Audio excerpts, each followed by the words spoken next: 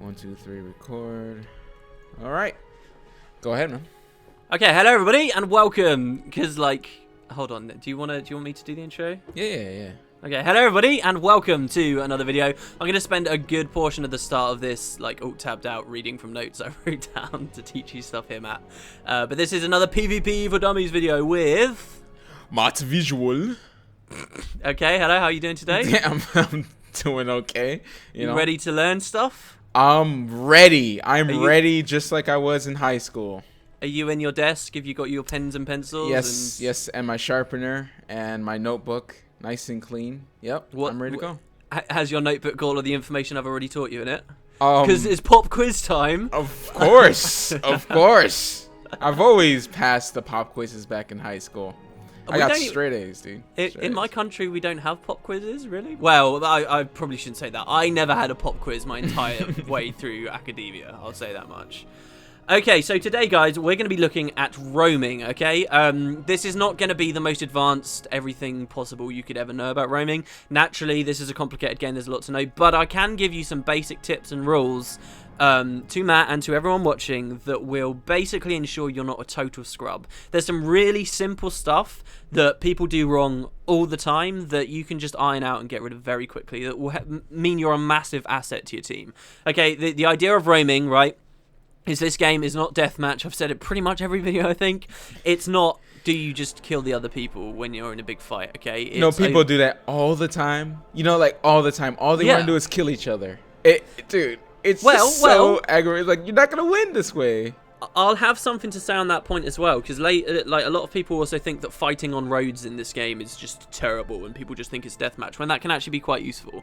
But basically, this game type is played over large maps with lots of different objectives, and always at least 3 capture points. Making sure you're in the right position is incredibly important. Half the game is fighting and winning the fights and knowing what to do in the fights. The other half of the game is making sure you're just in the right place, okay, and you're not wasting time, which people do all the time, and I hate time wasters. Okay, so I would be great at the head of a large corporation. I can tell it already. So, the evil potato.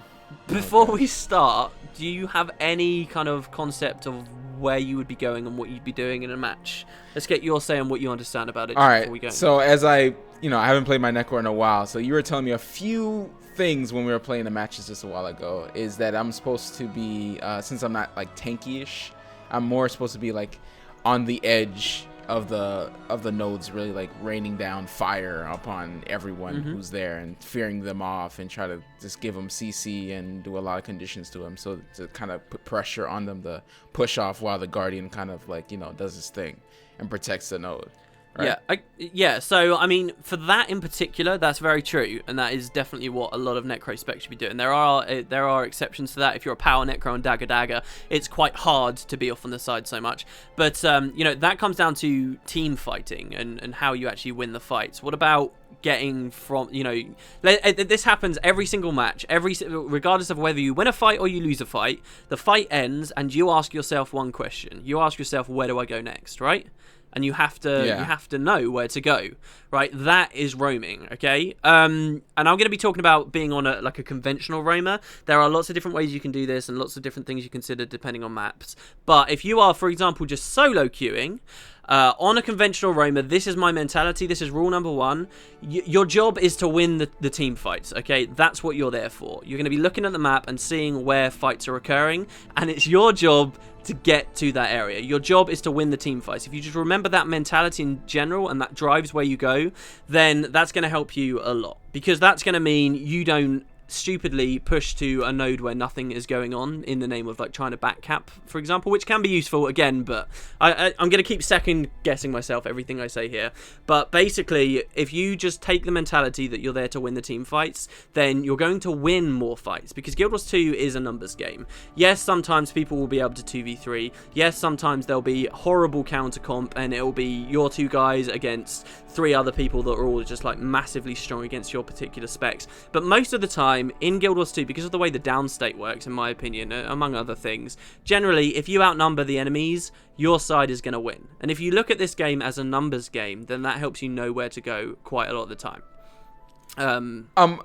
a couple of things though. All right, so you have 5 people on the team, right? Most likely one of them is a bunker, and it's usually in the middle, right? Yeah. I would put a hard bunker in the middle. Yeah. And so do you leave? So do the roamers just constantly go back to home to check it out every once in a while, or is there a bunker there too sometimes? I guess it depends on the strategy. Yeah, I mean, you can have like I suppose depending on what game you'd come from, you'd have a different term, but you can have like an off-tanky type guy. Rangers at the moment are incredibly strong for 1v1s and have a lot of protection and a lot of ability to have sustain. A lot of the time you'll find Rangers are the people that stick about on home. And yeah, in general, you either have one person solidly sat about on a node and everybody else roaming, or you have 2 people on nodes and everybody else roaming in general. If you have, the less people you have designated to sit on nodes, the smarter you have to be with your roaming, because the less time you're going to have to stop the enemies backcapping you all the time, right? So if you're all really smart, really high mobility classes, and everybody knows really carefully what they're doing and they never engage on fights where they're going to lose, then yeah, you can play matches with just no kind of bunker whatsoever, and that is a viable technique. But in general, what I'm going to be saying here is generally, if you've got a bunker, then that's kind of your ticket as a roamer to roam away a little bit more freely, right? So point number 1 is it's your job to win the team fights, right? Point number 2, I would say, is something else that you always have to bear in mind, is if you're standing on a completely uncontested node just to cap it while a teammate is doing the same, you are being a complete waste of time. Everybody does this in the game, okay? Just try and remember this. There is no point. Nodes don't cap faster because 2 people are stood on them at the same time. You only need 1 person on that node. So if you've just walked to the mid, for example, you've just walked to mid and you see your Guardian is capping a node right now. You don't have it in your favor, but there's no enemies about at all. Don't stand on it. You don't need to be there at all. Yes, enemies might attack it soon, but that doesn't mean that you should stand on the node next to the Guardian. If you do think that maybe, even though the Guardian isn't being fought right now anyway, even if you do think someone's about to be attacked, you don't stand on the node with them. You should just try and make yourself useful by actually scouting around to confirm your suspicions, or if you know 100% definitely your Guardian's about to be attacked, then try and engage on the enemies before they get to the node. That's a situation where it's actually smart to fight people on the roads, right? Because a lot of people will also say in this game, if you're just fighting people randomly out on the roads and you're not actually fighting where the conquest cap points are, you're being completely useless. That's not true at all. A lot of the times it's a very good idea to intercept people, especially if you're like on a, you know how strong thieves are, yeah, very quick, and then they can just spike someone out very quickly, yeah? Right. If you're on a class like that, a high power spike class, it's incredibly good idea to actually fight people on the nodes, because often when people are just wandering around, la-di-da-di-da, I'm just going to a node right now, they're not always 100% aware, or a lot of weak players aren't always 100% aware of everyone that could be attacking them, right? So you as a thief, if you were playing that class, it's a great idea to just jump people before they even get to the fight, because often you can gib them out straight away without them even seeing it coming. Or in a more regular scenario, if everybody's sort of, you know, on the ball, then you might not kill them instantly, but you force them to pop their heal skill before they've even got to the fight. You force them, you may have slowed them down with cripples and chills and stuff, right? So it's always useful to scout around rather than just standing on the node with someone else. That always happens, and the main reason why people do it is because it's widely accepted, perfectly fine thing to do in hot joins. You'll see Zergs, you'll see like 5-6 people stood on a single node. Do you know why they do that in hot joins? No. It's because everybody wants glory. Everybody wants their rank points. They just want to rank up and get achievements and stuff like that. And you get 10 points for standing on the node. So everybody does it. Even though it's not any better for the team at all, everybody does it because they want their 10 points. Which is a little bit short-sighted by ArenaNet. You've got to consider that. I think if they halved the amount of glory people got, maybe, if they were all stood on it or something, I don't know. But that's the reason why people do that. And you'll actually find, if you're playing a lot of 5v5s, real conquest, and you've got to the stage where you're done with hot joins and you're playing the real matches now, you're using the solo arenas feature, you'll find that instead of standing and waiting for those 10 points, I promise you will always come at the top of the leaderboards if you just roam to the next point. Because you get a lot more points for winning fights, because you get like 15 points per kill, and there could be upwards of 3-4 kills at a point, rather than just waiting on that node for that 10 points. I promise people, if you ever feel compelled just to stand there for 10 points and not actually help the team, you are doing it wrong, and it's not even useful for you in the long term. Obviously that changes. I mean, some classes are faster than other classes, and it's not always guaranteed. But that is something really basic that you just shouldn't do. Okay, it's a waste of time. Just if someone else is capping, it's more. I mean, if you're playing PvP, it's more about winning the game than getting points, isn't it? Right? Yeah. Well, it should be. I mean, this is a different discussion entirely. But right now, hot joins are better than actual matches because actual matches don't give you that much glory for wins. But they do help your rating. And if you're just generally invested in the game type and being serious about it, then definitely you're going to be wanting to roam around more. And in my experience, you do get more points, honestly, than standing about and being useless. So that's tip number 2, rule number 2. Okay, so tip number 3 that comes from me would be, if you're roaming, you've just won a fight, you've just lost a fight, and now you need to decide where to go. You ask yourself, where am I going to go next? I would always say, try to commit to fights that are winnable. Don't forget, it's your job to win the team fights. There's no point in you walking to, say home is under attack. You see that home's under attack. You go there, you're like, oh, I'll save the day, except everybody's already dead. And then what have you done? You've just suicided. And suiciding is very rarely useful as well. You find a lot, in my opinion, I very rarely, if ever, see a suicide as being actually useful, unless it's an incredibly clutch moment right at the end of the game. Going into a node just so that you hold on to it for a second or two more, where you just instantly die against their entire team, is very rarely, if ever, useful. Because they'll get 5 points just for killing you, and then you're on respawn, and then they're free to just walk around and 5v4 the rest of your team. Very rarely useful. But my point is, always try to commit to fights that are winnable. If it's already a done deal, don't go there. Yes, you want to go and help win the team fights, but if it's already a done deal, you're too late, buddy. That's it. And you should go somewhere else.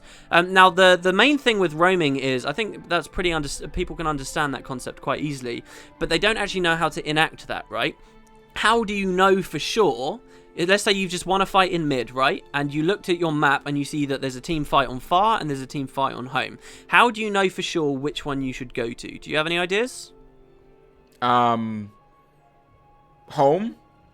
Maybe? Well, yeah, home, just by a default standpoint, I would say home, definitely. I think it's always better to roam defend rather than go roam offense, unless you're a very specific setup for that and your team knows that you're doing that. I think you're right there. The way I think of it, you said if both nodes are being attacked, right? Mm-hmm. Which one do you go to? We have they're mid? Both neutral. They're both neutral. We've just won mid. Both nodes are neutral. Both have got fights on them. I guess it all depends on if you're with a team or you're with randoms. You're with randoms. This works no matter what you do. You're with randoms. I would look on to see if how many people on each, maybe. Exactly. And how close I am to each of them as well, depending on the spawn of the map. Yes, so basically you can always... Roaming is easier now than it's ever been in Guild Wars 2 before because they've changed the map, right? The mini-map is much more functional, much more useful than it's ever been before. There's a very basic 3-step little thing you can do every time you win a team fight to know which fight you want to go to. Now, as a roamer, you're there to win the team fights and you should always go somewhere... Actually commit to fights that need you but are actually winnable, okay? Now, the way you decide this, in the scenario I've just set up for you, first you're going to look at home, because it's like you say, home is probably the ideal place to go. You're going to look at home and see how many of your allies are there on the map, right? And let's say you just see a guardian, okay? You see the little guardian symbol there? Then, once you've seen that, you're going to look in the top left corner of your screen and look at the Guardian's health and conditions that are on him. And from that quick scan, you can straight away tell whether the Guardian is going to be dead before you can get there. If it looks like the Guardian's on his last legs and he's just about to be stomped, for example, then you know that the fight's lost and you may as well move to the other node instead. But if the Guardian looks like he's on full health, then you know, hey, maybe I can get there in time and help him out. So you would go for home. So by doing that, all you have to do is you look at the map, where the fights are, then you look at how many allies you've got at that node, and then you match up their profession icons to the top left-hand corner and see what their health is. And just through that really basic reasoning, you can nearly always know which fight needs you more, and just temper yourself, make sure you don't suicide if it looks like they really need help and they're probably dead anyway before you get there. You're not always going to know with 100% accuracy, and honestly...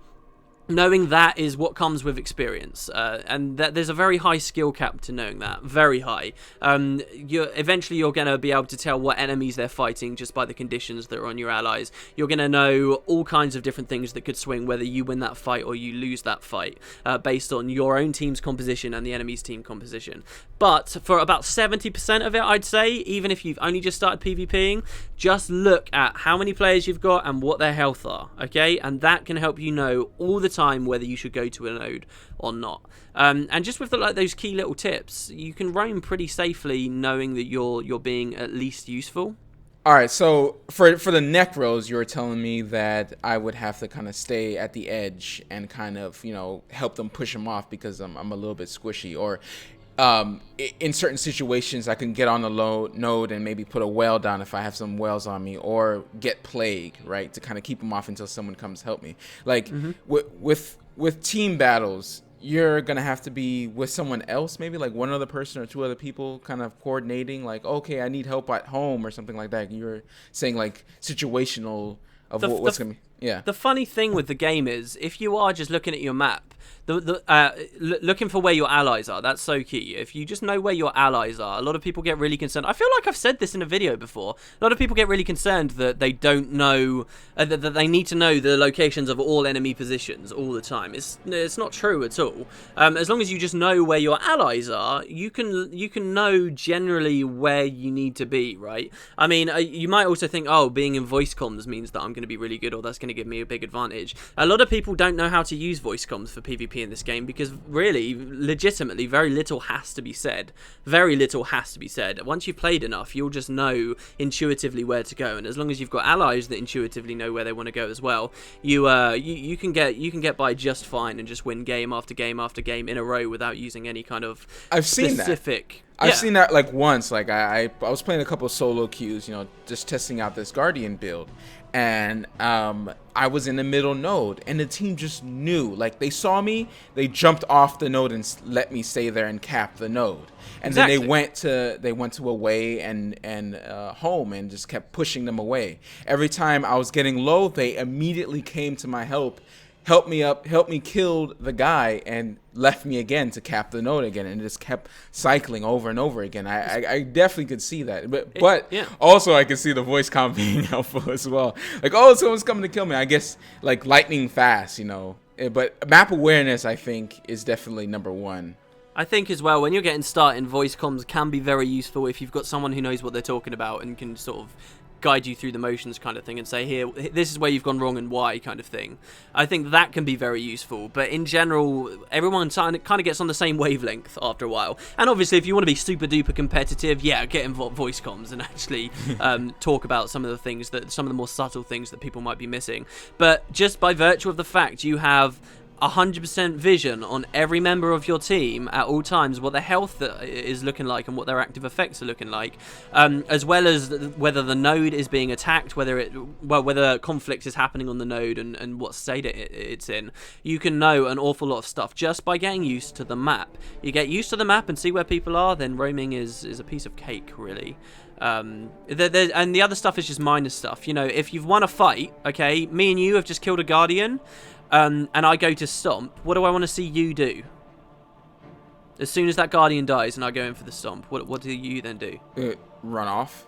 Yeah, you run off. You look at your map, you see where the fights are, you look at your party window, you see how everybody's doing at that fight, whether they need help, and you make yourself useful. Another really basic thing people do that I consider roaming, but it's sort of how to roam, is just that they would come down and try and stomp the Guardian at the same time as me. And worst case scenario, I'm stomping him without stability or a way to blind him or something. So are you. We both get knocked back. We look like total noobs. Like, it's a waste of time. It's a complete waste of time. People always stop to stomp when they don't have to. You only need one person to clean up the mess after everyone's downed while you go off and you be useful, because those next 5 seconds that you save, you might not think it's a lot, but it can be the difference between winning and losing a fight. And life and death for another teammate exactly. as well. You as a necro, if you get to the node 5 seconds earlier, that could be you fearing someone away from stomping and then using like a signet of undeath to res them, and then suddenly you've turned it around and you outnumber them. It's a numbers game. You outnumber them, you win. If you get there after they're already dead, then it doesn't matter. And yes, those tiny seconds do add up. That's pretty much everything, though. Yeah, sorry. But I wanted to mention the way how we're talking about like, oh, you shouldn't stump together and stuff like that. You know, this is just like for, I guess, like structured PvP if you actually want to learn exactly how, you know, to win the matches. Now, if you just want to play for fun, go ahead and play for fun. Yeah, and hot join, like, and do whatever you want. We're not telling you exactly like this is the way you gotta do it. You know, this is just if you want to win the game and, you know, be more productive in the time that you use. I'm not gonna lie, I am a bit being like, this is how you've got to do it, because, you know, it takes a certain kind of yes, it's fun, and, you know, you can run around in hot join for a bit, but unless you're really going for wins, for me, my enjoyment of the game is just gone. Like, if I'm literally just zerging around, just attacking people, yeah, it was fun for a while, it was, but then it bores me, and then I want to start winning, and then I want to see how I can improve, and that's when I start looking at the team queue and the solo arenas. So, you know, obviously it's a certain type of person that might be interested in getting into it, but I would say it's very exciting, especially once everything starts to click into place. Close matches in solo queue for me a couple days ago was really fun. Really fun. And it's like down to the wire, Guardian against Guardian in the middle node, and we're just like, it's just going at it over and over again, and we can't really kill each other, and sometimes we get close, and then our friends come by and like blast him and bomb him and stuff. It's good time. It's a good time. But definitely I think solo queue I enjoyed a lot more than hot join, like you were saying before in the beginning when we started. Yeah, I enjoyed way more because people actually like sometimes know what they're doing. Sometimes you get, you know, some people that they're just running around and doing whatever they want. And that's perfectly fine as well. The other thing is you don't want to alienate people for not knowing. Everybody starts somewhere, and you don't want to be completely mean about it. I still suck. Yeah, you just got to be constructive about it, that's all. Right. But we're turning this into a visual wood. This is not our podcast. We need to wrap this up. Okay, so that's Roaming 101. Next time, guys, we will look, as I say, there is more to roaming, namely where you should be stood. Well, that's not really roaming, but there's a lot of map-specific stuff I'd love to take everyone through. So next time, we'll be looking at map-specific things, probably only on the actual tourney maps that are relevant right now. But yeah, so you looking forward to that, Matt? Oh, of course. Okay, thanks very much for watching, guys, and we'll see you next time. See ya.